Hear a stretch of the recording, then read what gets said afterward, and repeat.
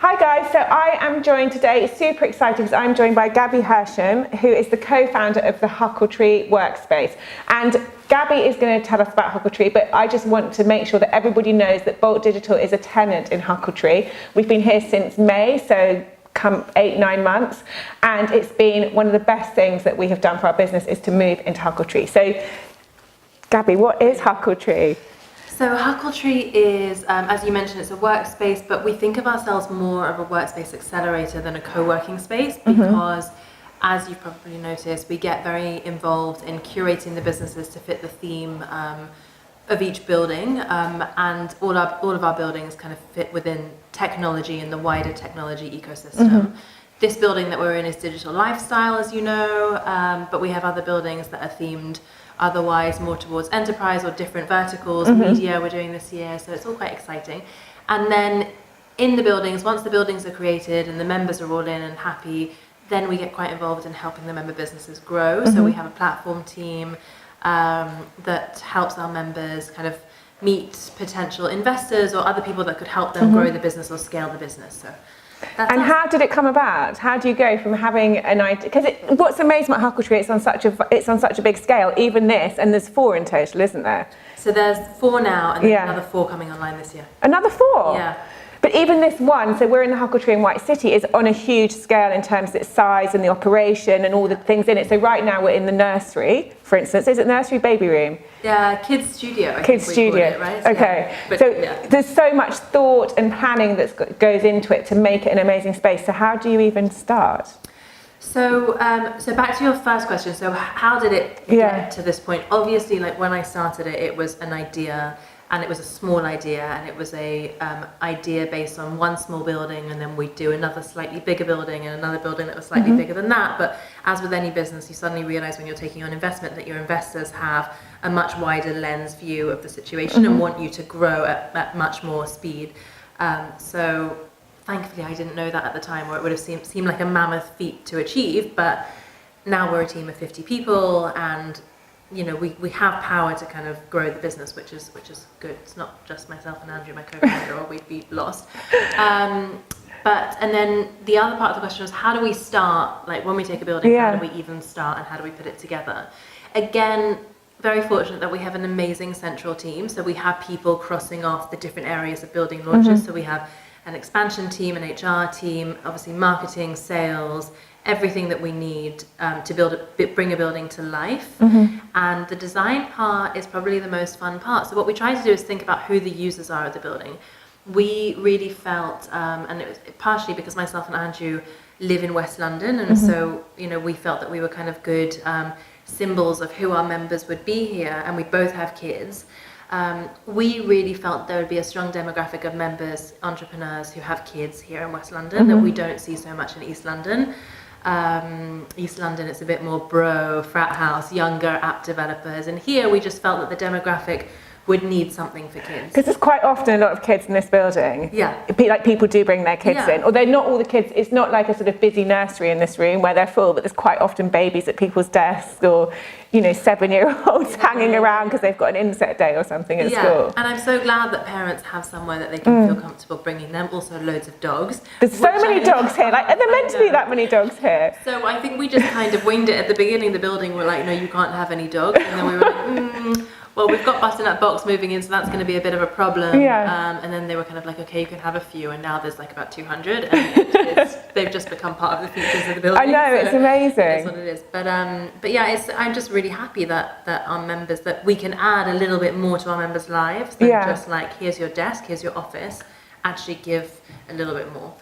And how long does it take from when you find a building to getting it live? Because I mean, from our experience, we moved in here in May last year, and now it's full. I think there's a waiting list, isn't there? For not for hot desks, but for certain business sizes, it's full. So we wouldn't even be able to move in now, and it feels like it's filled up really quickly, because in May, I can't remember what it was, but there were definitely spaces, and it was it was still quite new.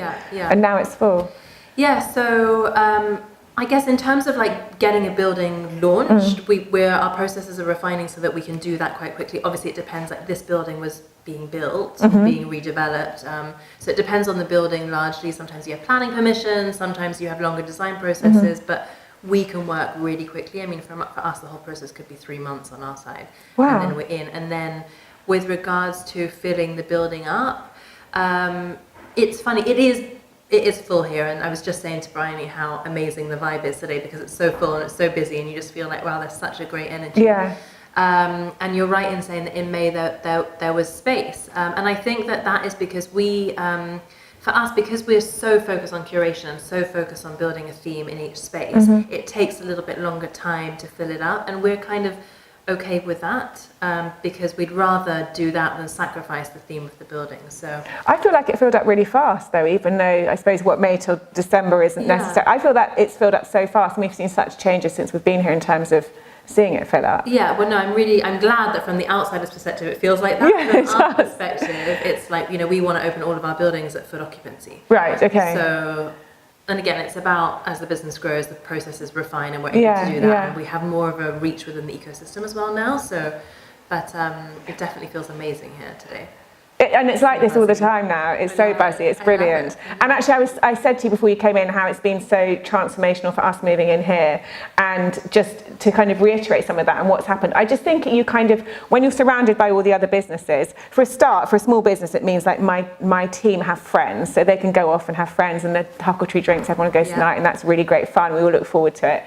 But also, you just see other people getting on with stuff, right? So then it gets you into the mood for kind of getting on with stuff. Yeah, because people are just busy and they're doing stuff. Yeah. So even if you don't know what everybody does, the overall vibe is this is a place where people are really productive and they're getting on with stuff and they're all doing interesting different things. So it's then like the energy, I think, carries everybody along. And you've hit the nail on the head, because that's what people say. That is the one thing that people always say to us about Huckletree is, I don't know what it is, but there's an energy there of people doing great stuff. Yeah, yeah. And that energy does spur everybody else on to achieve the same. So it feels really good. So what do you do on a day-to-day basis in the business?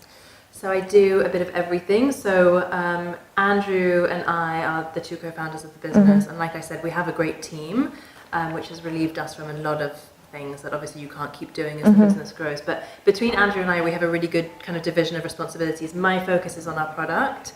And I also put people as part of that product, because I think you've probably noticed our team are really great. And they are. They're amazing. Yeah, they're amazing. So hiring and kind of culture is a really important part of our product as well. So looking at anything, in a typical day, I could be working on the design for a new building launch. I could be working on a new kind of product line that we're developing. So we're now going to be doing kind of in-house F&B in our new spaces. So that's been a really exciting project that I've been working on. I could be working on hiring. So we're hiring 50 people to the team this year. So there's a lot of that's so many hiring to do. Where do you go? Where are you based from? Is there an office for? We're in Clerkenwell. At the Clerkenwell one? Yeah. Okay. So it was our first space, very small, and now we share it with another company, and we're going to basically grow into the rest of the building this year. So, and it's really nice because it feels like home. It was our first building. So. And what's the big vision then? If there's 4 more coming this year? So I think the big vision for us is to have a really good footprint in the UK and Europe over the next sort of 3 to 4 years. Again, keeping up the focus on the themes. We're really passionate about technology. We're really passionate about the good change that tech can bring and the ways that the different verticals can impact that. So, looking at different themes in buildings and just being able to, again, give these great spaces to people and impact their lives in more than just the way an office could. So I think that's the big vision. And do you know how many Huckletrees there's going to be in like 5-10 years time? I don't know. I have no idea. As many as we can do, whilst retaining our focus, our brand, our ethos, our mission. Also another part of what we do is really taking a stand for the things that are important for our members. So, you and I, female founders, that can be challenging. I know you wanted to talk about the kids thing. Yeah, we will talk about that. Dimension on the challenge, but taking a stand for equality in the female and ethnic minority founder group, I think is really important. And if you grow too big, you can't afford to spend time on these things, and you can't afford to continue building the community with the love and with the intent that we put into it. So as many buildings as we can have whilst focusing on the things that we're passionate about. So let's talk about the female founder thing, because it's something that I always get asked about all the time, and sometimes I'm baffled, like, why are we talking about this? And now I'm going to talk to you about it. But like, I'm like, why are people asking about this? Why is this interesting? And then you come to realise, I suppose it is interesting, so let's talk about it. But it's kind of a weird thing, because it's not, for me, you're not always thinking, I don't go about my life kind of with well, I'm a female founder, so I have these additional pressures. You're just getting on with stuff, and then you find people ask you about it. But it's funny, because when you arrived, the first thing we started talking about was our kids. So obviously, to some extent, is in the mind. So what do people ask you about being a female founder? Like, how is it, well, first of all, like, how is it to fundraise? How is it fundraising? How are you treated in the boardroom? I get a lot. How do you balance everything? And I don't have the answer to that. I'm sure you don't either. It's so tricky. That is the only one, because I agree with you that I never look at myself as I'm a female founder and things, you know, you just do the best that you can do. And I don't really have loads of examples of, oh, I've been treated differently because I'm a female founder, apart from people asking about it. But I think when it comes to balance, then it's like I have loads of examples of not knowing the answer to that question, or getting it right and getting it really, really wrong. So how do you do it? So you've got a son. I've got a son, Jack, who's 3. I can't balance it. It's really, really hard, and I often find myself like dropping him at nursery, running to work, finding myself a little bit, you know, on the back foot because I've arrived at work so late, almost apologetic about it, which I shouldn't be. Sorry, we can't afford to be. Everything is a priority. Also having to balance the fact that no matter what happens, my husband also works really hard. He's in venture capital. That when there's stuff at home, it does fall in my lap because I'm the mum. Although traditionally mums stay at home, so you're like, but it has to be equal because it's equal in the work playing field for us. But it can't be. It's really hard to get it equal at home, I think. You can't. So the mum, if you're a working mum and you work as hard as the dad, you take more on your plate. I absolutely agree with that, and that's been my experience. For sure. I mean, obviously there are some dads who really do, and I'm not saying my husband isn't amazing, and you know, he is, but it's just, for me at least, that's the way it's been. So I don't have the answer to that, but I agree with you in the sense of I haven't felt that much discrimination, you know, being female. There have been a few inappropriate comments which I've learnt to deflect and defend better as I grow older. Actually, one thing I have noticed is on my videos, sometimes I get comments about things like relating to looks, positive comments, right, which is great, but it's a bit like, it's really nice. Yeah, it's nice, right, but you do, and I don't mind, in fact I'm really happy, I'm like, oh brilliant, that's nice, but also you do, there doesn't think, well, you wouldn't just watch a video of a bloke talking about his business and be like, drop some comment about what he looks like. But we are objectified, is that the right word? Well, yeah, it is the right word. Right, and that's just the way it is, and I think it's to the point where men don't realise it, and we have become almost immune to it.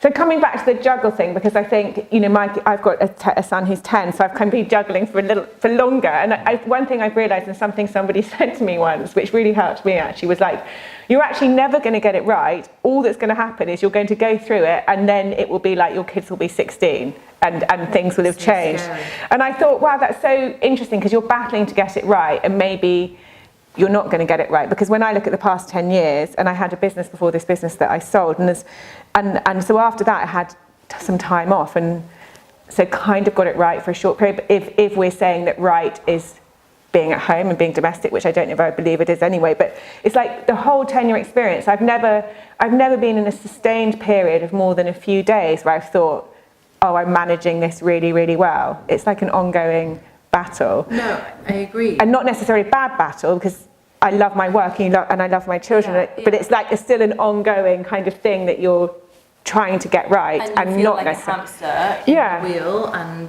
I've had so many of those times running to the nursery feeling panicked, you know, that feeling, and then the nursery or the school will be like, oh my God, it happened the other day. You know, on Monday, this was so bad. It was like, it's such a cliche where we're leaving, and then I suddenly realised that the ballet kit is not in the bag, and then don't know where it is. And it's like that really bad feeling where like, oh my God, panic, where is it? Yeah.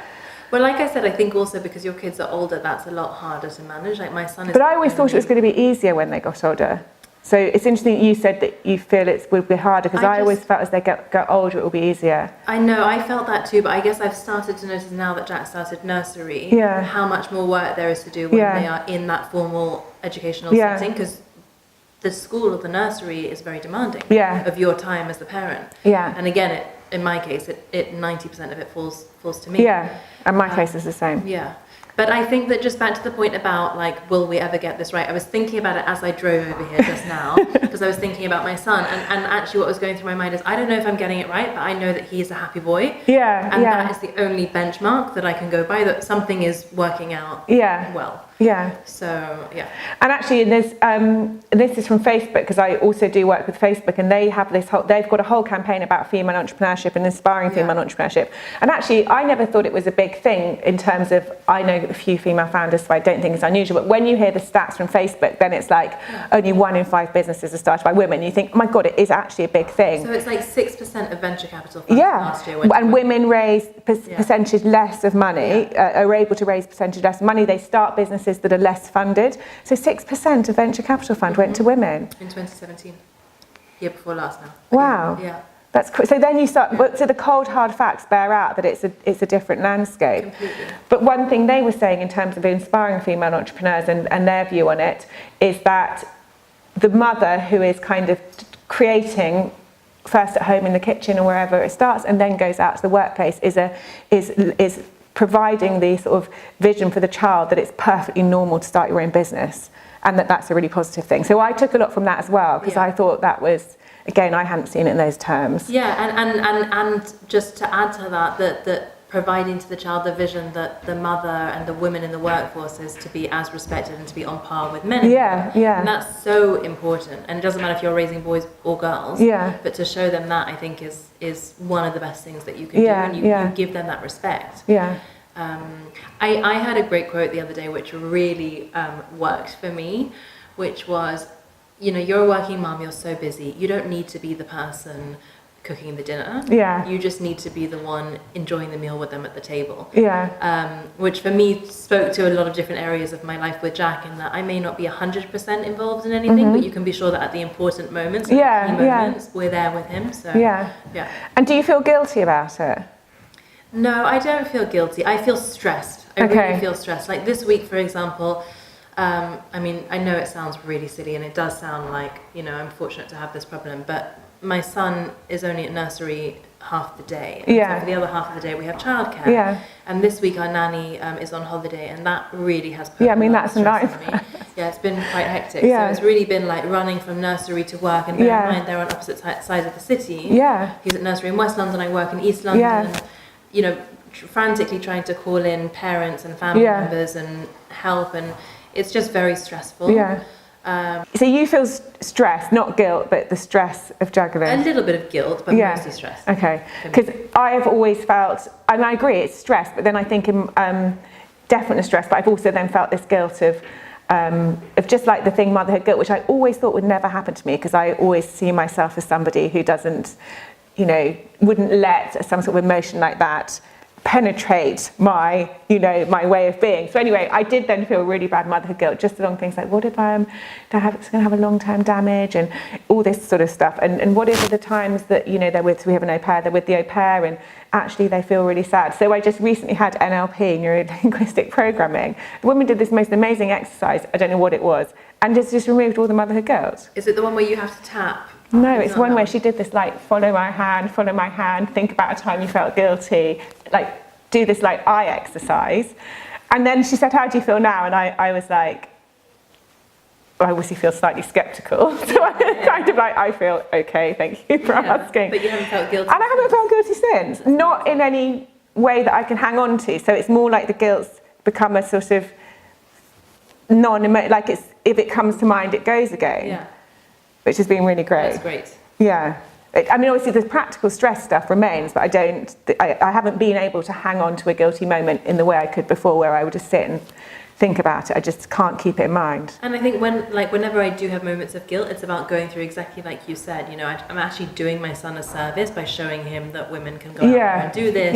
And I'm building a better life for him. I'm contributing financially to our lives and to his possibilities, and you know, all of those things are important. And you're changing all the lives of all the people who are in here as well. In the small way that we can. Well, it's quite a big awkward. There's a lot of people in here. I think about it like this. I think about it that you spend more time awake in your office than awake at home. And so your workplace really has to be a happy place. And that is the premise of our design process and why we don't just cram offices in, but you have breakout spaces and different spaces to work from, which for me is so crucial to my happiness in the day. If I don't have somewhere to go and take a phone call, somewhere to go and have an informal chat, somewhere to go and have a formal meeting, and lots of choice within that, then I just feel a bit caged.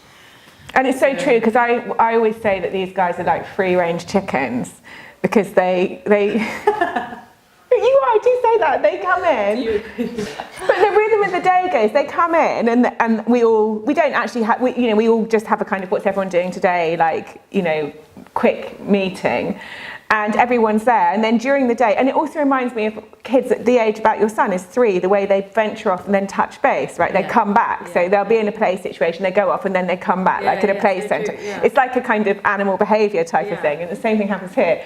And where they then start disappearing off, but then they all come back, and they always just come back to the mothership. They come back to the mothership. It just reminds me of being a free-range chicken or being a kind of 3-year-old. And your behaviour going off, come back. But I think it's brilliant.